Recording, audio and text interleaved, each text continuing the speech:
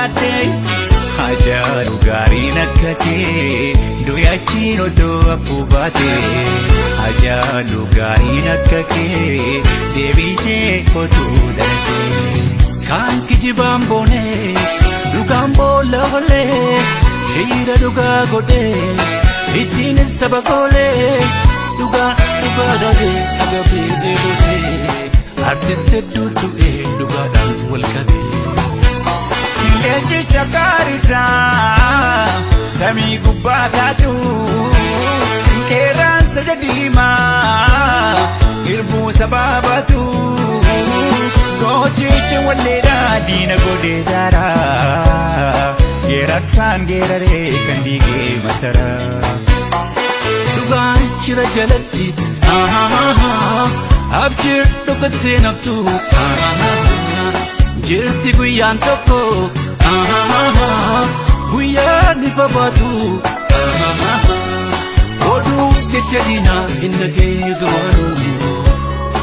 Osoo lubbuun jirtu hin beekaa duraanuu Ajeel Oromoo tokkicha kakuma Sabni kee Finfinneerratti siidaan diine siidaba Ajeel Oromoo tokkicha kakuma Sabni kee Finfinneerratti siidaan diine siidaba Haacaaluu ilma hundeessa kutadhu seenaa kee minyatu Haacaaluu ilma hundeessa kutadhu seenaa kee minyatu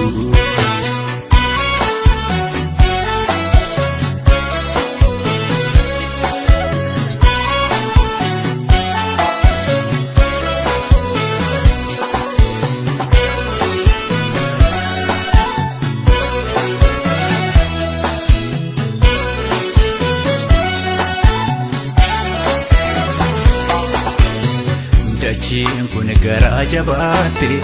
har'a saaqa Oromoo nyaatte Dachiin kun garaa jabaate har'a ilma Oromoo nyaatte Hajalu gaarii nakkate duyachiin odoo afuu baate Hajalu gaarii nakkate deebitee oduu dhalate Duubas hin deebifne fakkasuu shirarmaa Inku zanna lubbuu kee wareegda qaamarmaa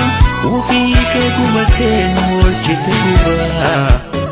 Ajee koo gubattee hundaate hibaa Bara namnaa gagaagee soobatti baafatu Daandii dhugaarraa makee bu'aa wal yaafatu Yeroo darbuuf jettee hin hojjenne daraa Dalgaa deemtee hajeen guddaan ni garaa Zeenyamtuu hedduu Addaadhaan namteessa Dhaloota seenaa beekuut Hedduu oomishteetta Ajaa'ib yoo duutee maqaan kee boolla olii Ni baafanna gumaa kee atis jannata taatee Ajeel Oromoo tokkicha gadhibbaa Sabni kee Finfinneerratti siidaan jigne siidaaba Ajeel Oromoo tokkicha gadhibbaa Sabni kee Finfinneerratti siidaan jigne siidaaba Haajaalu kutadhu seenaa kee minyatu Haajaalu kutadhu seenaa kee minyatu